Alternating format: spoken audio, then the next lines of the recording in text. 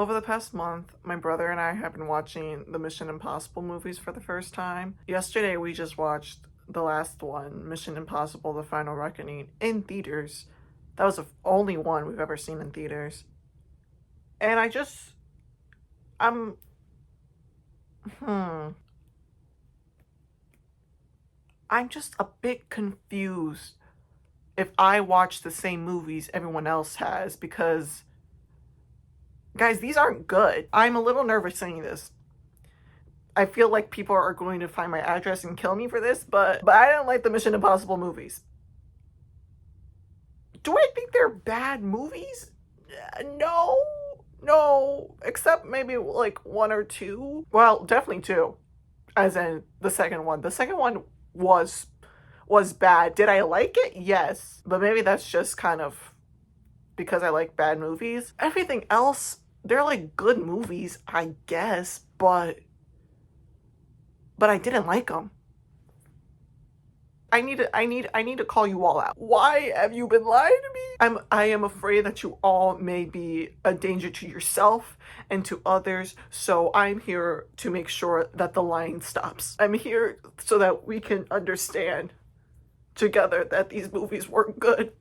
In general, I would say that this franchise is just Tom Cruise love fest. Like, he made these movies because he loves himself, and that's the only way I could really describe it. Like, there are some scenes where he just gets naked because he wants to. He's like a producer, so it's truly him like saying, "Let me out." And then it's the whole the stunt business. The stunts in Mission Impossible are cool. You can't deny that. The stunts are incredible. I love stunts, and I love the stunts in these movies. My brother and I agree that we think the last movie possibly had the best stunts. Specifically, the submarine stunt. That was incredible. The whole second act of the last movie was quite good because of that stunt, but there's a certain breed of musical movies, and I guess just musicals in general, where they just feel like music videos taped together with random dialogue. And that's how I would describe Mission Impossible, I think. They feel like stunt scenes tied together with very confusing stories, if I'm being honest. There are so many movies in this franchise where I have no idea what's happening. And I paid attention. I did not have a second screen while watching these movies. I didn't even have my other clutch of doing crochet for a lot of these movies. Some of them I did, but only like in certain scenes I crocheted. I will admit. And it wasn't that like thinky of crochet. So I paid attention is what I'm trying to say. I paid attention. And I still had barely any idea of what was happening in a lot of these movies. The sixth one is one of my favorite. Fallout. Mission Impossible Fallout is one of my favorites. I'm saying it's top 3 for me. Hell, it might actually be top 2. I don't know. But I cannot for the life of me tell you what the hell that movie's about. They're chasing some guy who has bombs, I think.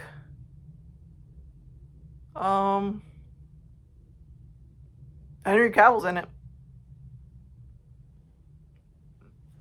Just while we're talking about the sixth one, I think the best movies in this franchise are 4 through 6. Now, it could be debatable whether a franchise should even have 4 to 6 movies, let alone 8. But we have 8 of these movies, and of these 8, I think 4 to 6 are the best ones. 4 and 5, I think, are some of the most, like, tight. 4 and 5, I think, are 2 of the most ones I understood the best of the franchise, and also they have some great stunts. The 6th one, like I said, I didn't get, but it had just a great vibe, and the stunts were all amazing. They made sense. 4 and 5 also have Jeremy Renner, and these movies have made me beg the question, do I like Jeremy Renner? From the Jeremy Renner app. I never thought I'd ask this question before, but here I am. He and Tom Cruise have a surprisingly good dynamic. They suit each other very well. They're very much like the same breed of man. And I think Jeremy Renner did a lot to save this franchise, which is a bit crazy to say, I think, but it's true. While we're on the topic of dynamics, Benji and Ethan, what if I don't want to read things gaily? What if I don't want to ship the two male characters? Does that make me a bad person? Am I a bad person? I search up these movies online to see the reactions, to see the fandom, I guess. And I see everyone shipping Benji and Ethan. I'm forced to ask myself if I understand ship culture at all. Because I didn't see it at all. And then once I learned about it and I did start to see it, I was like, okay, I see how this works. I don't think I like it. Or at least it's not enough for me to like this series. And I don't think like a ship has ever saved a piece of media for me. That's probably a lie, actually. I have to think about that. But like, I've been shipping since I was a wee tot even. Mission Impossible has made me kind of gone through an identity crisis. I don't think every piece of media should have a fandom. I think there are some things that are simply unfathomable, and whether or not I think Mission Impossible is one of those things is up to debate. It's definitely not a fandom I think I'll ever be a part of, because I don't quite read it the way everyone else does. And that's okay. And that's okay. You know, there's a lot of different types of people watching these movies, and some of them are these fandom types of people who do the ship culture, do the fan fiction, do the yada yada yada. But then there's the type of people who I think are like, they're drinking the Kool-Aid. They're drinking that Tom Cruise Kool-Aid. They're like, wow, Tom Cruise, he's done it again. No one gets theater the way Tom Cruise gets theater. He loves movie fans, and he gives us the spectacle we want, and yada yada yada. And I don't agree with those people at all. I mean, he gives us a good show. But is that all there is for movies? A show? I'm torn because I love show movies. I love movies that are just spectacle. But I don't love these movies. What is wrong with me? What's actually crazy is that I watched all the Fast and Furious movies. I will be first in line at the movie theater when the last one comes out. And I love the Fast and Furious movies. They become a big blob. Anything past 6, they're just one movie in my brain. But I still think I like them more than the Mission Impossible movies. Wow. If I had to compare Mission Impossible, the whole 1 through 8, to Fast and Furious 1 through 8, don't ask me which one I'd rather watch, because the answer is not easy. I think that Mission Impossible is Fast and Furious for people who don't know how to have fun. What else is there to say? Ethan Hunt. What a character. Is Ethan Hunt a god?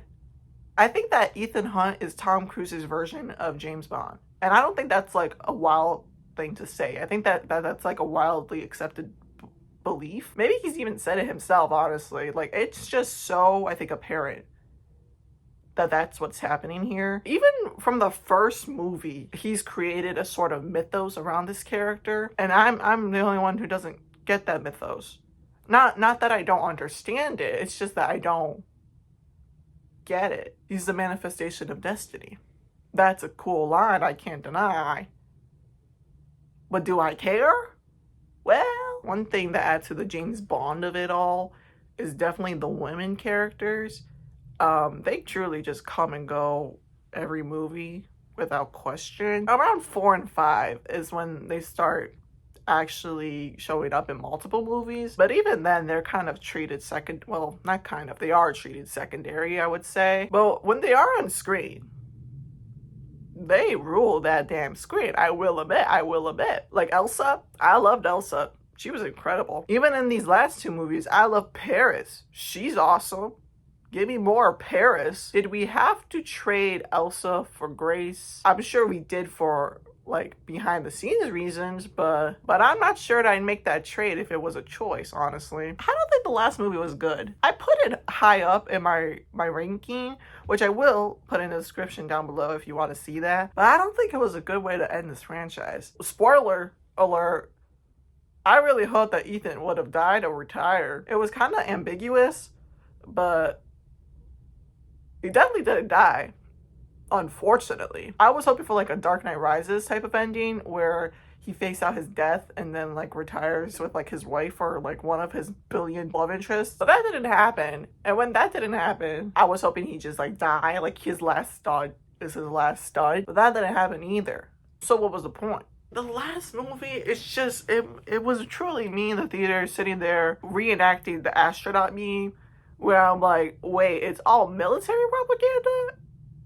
And then the Mission Impossible movies are like always happen. And I'm like, oh, okay.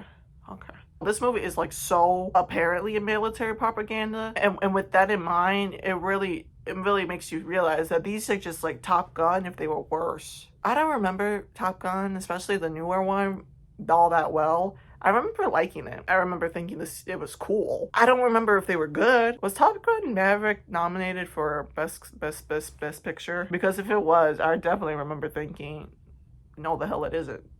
No, the hell it isn't the best picture. Be honest with yourself. I may not remember much about the Top Gun movies, but I know that when watching them, I thought these are great action movies. But are they great, movies?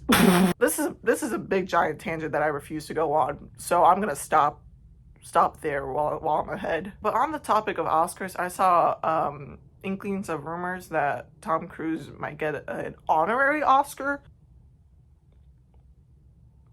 I don't know if I agree with that. I don't like Tom Cruise. Am I the only person in the world who doesn't like Tom Cruise? Yeah, I like some of his movies. I liked some of the Mission Impossible movies. I did like Top Gun, but I don't like him. Are we forgetting how horrible of a person he is because he's 60 and runs fast and also jumps out of airplanes? Are we that weak? Surely not. Surely not. That's it.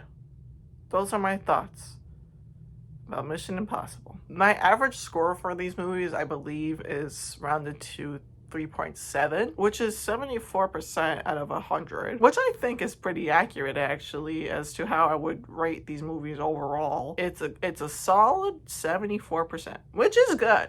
It's above average, right? 450 is average. But goddamn, the way you people talk about these movies, I thought they were going to be 90s, which some of them were. Some of them I gave 4.5 stars. Which maybe I'm just delusional. Maybe I'm the problem.